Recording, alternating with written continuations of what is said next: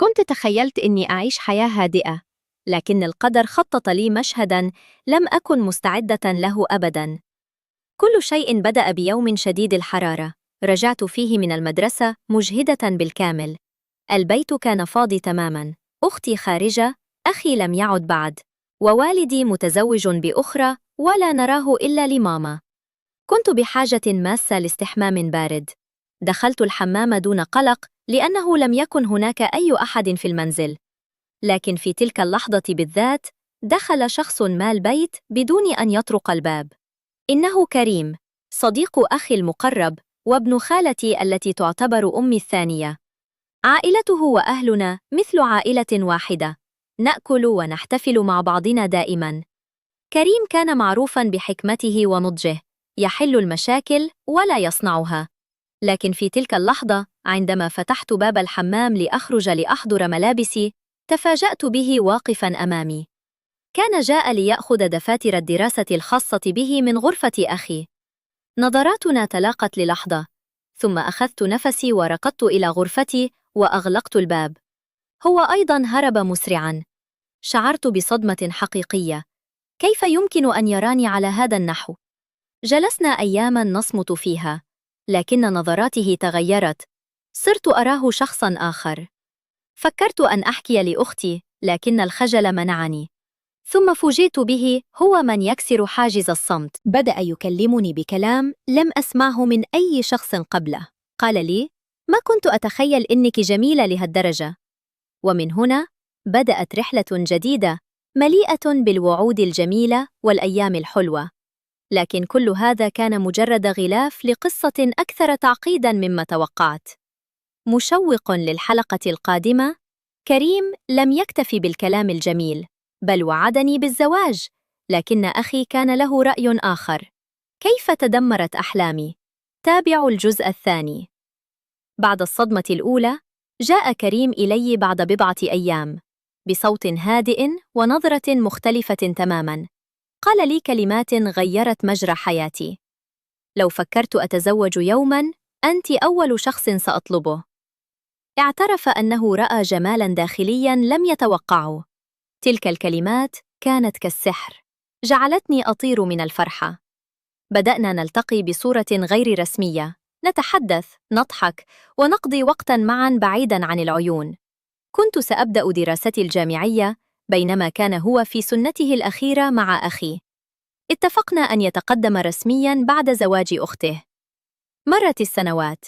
كنت أرفض كل خاطب يتقدم لي، رغم أن بعضهم كانوا من عائلات محترمة وشباب مناسبين. أخي كان يغضب مني بشدة، وكنا نتشاجر كثيراً. لكن والدتي كانت تدافع عني، تقول إن دراستي أهم الآن. أردت أن أصبح مهندسة ماهرة مستقلة بنفسي، وكريم كان يعمل ويجتهد ليجمع المال لتجهيز أخته. كنا نتبادل الرسائل والمكالمات. كنت أعيش حالة حب جميلة، لكنها كانت مؤلمة أيضاً. كنت في انتظار وعود غير مضمونة. مع مرور الوقت، بدأ الصبر ينفذ عندي. صديقاتي كن يتزوجن وأنا راكدة مكاني. أخي كان يشق في علاقتنا، لكنه لم يكتشف كل شيء.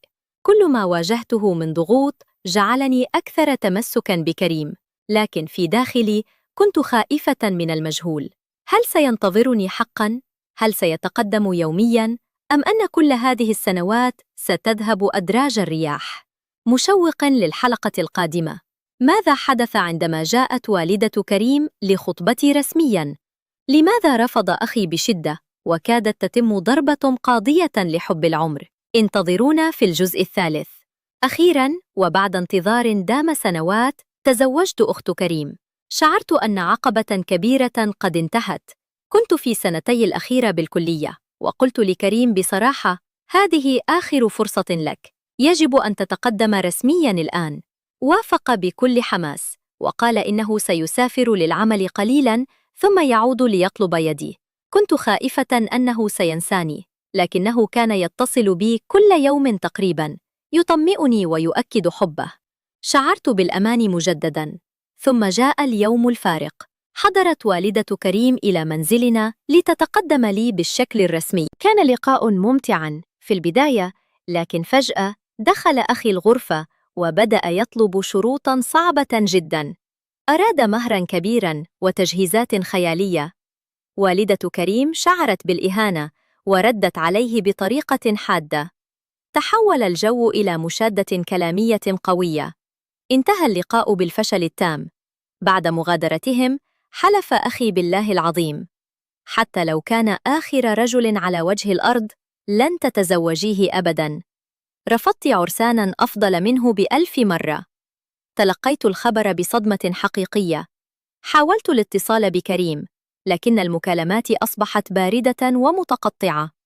انتظرت عودة والدته لتراجع موقفها، لكن أسابيع مرت، ثم شهور، لا أحد جاء. حزنت بشدة. شعرت أن سنوات عمري ضاعت على لا شيء. بدأت أصدق أن وعوده كانت كذباً. ثم علمت عبر والدته أنه سافر ومعه زوجته. في البداية لم أصدق، لكن المعلومة تأكدت. يا له من خيانة! قررت أن أدفن أحاسيسي وأبدأ صفحة جديدة. مشوق للحلقة القادمة. بعد صدمة كريم، تقدم لي شخص آخر منفصل عن زوجته. وافقت بسرعة دون حب. لكن يوم زفافي حدثت مفاجأة صادمة. ماذا حدث؟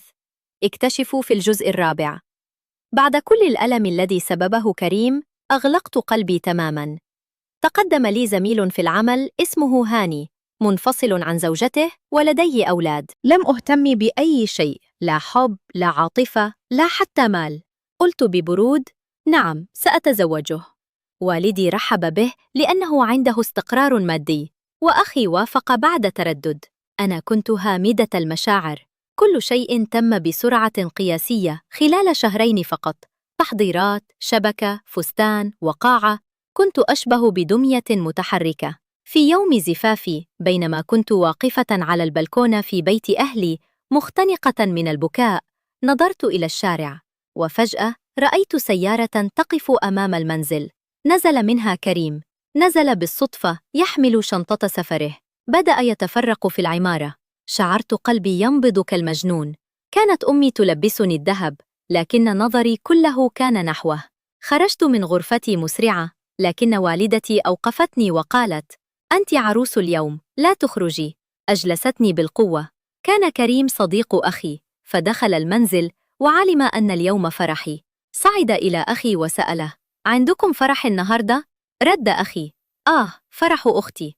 صمت كريم للحظة، ثم نظر إلي بعينين مليئتين بالدموع والعتاب المؤلم. شعرت برغبة جامحة بالصراخ. ذهبت إلى صالون التجميل وجهزت نفسي. حفل الزفاف تم، ودخلت إلى غرفة زوجي هاني. كانت ليلة صعبة جدا. لم أشعر فيها بأي سعادة، بل بغربة رهيبة. كنت أفكر في كريم ونظرته المحطمة. أمضيت أسبوعا مؤلما مع رجل بارد المشاعر. مشوق للحلقة القادمة. هاني رفع يده علي بخناقة عنيفة. هربت إلى بيت أهلي وعيوني دموع. وهناك فوجئت بكريم ينتظرني. ماذا سيحدث عندما نلتقي مجدداً؟ تابع الجزء الخامس. بعد أسبوع من الزواج المؤلم، ذهبنا معاً أنا وهاني إلى حفل زفاف أحد زملائه. رأيت هاني يتحدث مع سيدة غريبة طوال الليل، وكأن بينهما لغة سرية. غضبت، وعندما عاد إلى المنزل واجهته. فوجئت به يصرخ في وجهي بأعلى صوته ويمد يده علي. مد يده وضربني. لم أصدق عيني. أخذت حقيبة صغيرة من ملابسي وخرجت من البيت مسرعة نحو منزل والدتي. كنت أبكي بشدة، وفي الطريق لم أكن أفكر إلا في شيء واحد: لقاء كريم ثانية. عندما وصلت إلى عمارة أهلي، رأيته واقفاً على البلكونة. كريم ينزل الدرج مسرعاً ليقابلني. كان وجهه غاضباً وحزيناً في نفس الوقت.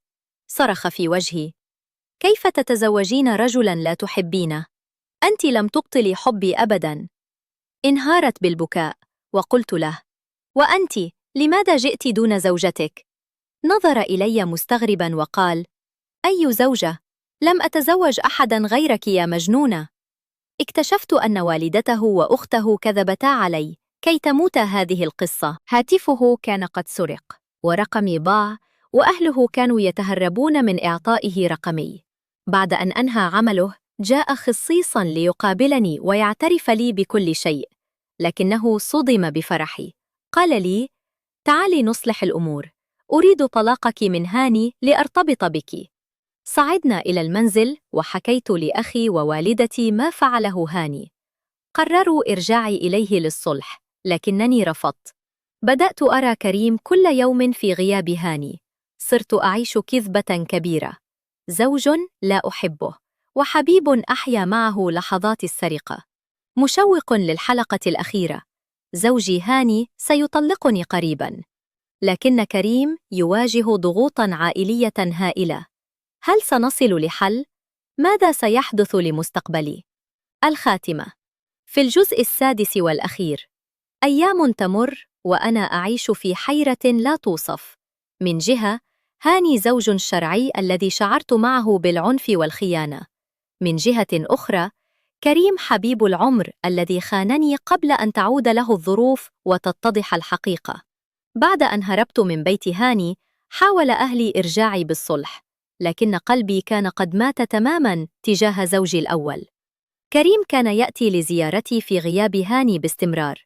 كنا نتحدث لساعات، نبكي ونضحك ونخطط للمستقبل.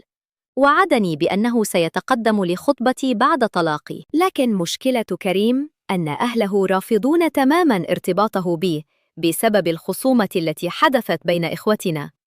أما هاني فطلب الطلاق أصلاً بعد تدخل أهلنا.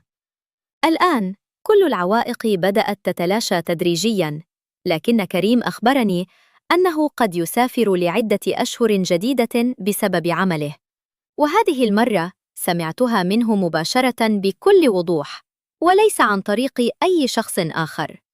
هل أنا مستعدة لانتظاره مرة ثانية؟ وهل سيتمكن حقاً من الوقوف بوجه أهله من أجل الزواج بي؟ لا أعرف. في داخلي أحبه بجنون، لكني خائفة من تكرار أخطاء الماضي، خائفة من أن أضيع سنوات جديدة في انتظار فارس ربما لا يصل أبداً. القرار النهائي سيكون بيدي، لكن هل سأكون قوية بما يكفي لمواجهة عائلتي إن وقفت ضدي؟ أم سأكرر سيناريو الهروب والحب الممنوع؟ الزمن وحده سيخبرني، لكن المؤكد أن قلبي ما زال ينبض باسمه، وكل لحظة معه تشبه عمراً كاملاً من السعادة المختلسة. سأنتظر قليلاً، لكن هذه ستكون آخر فرصة للحب.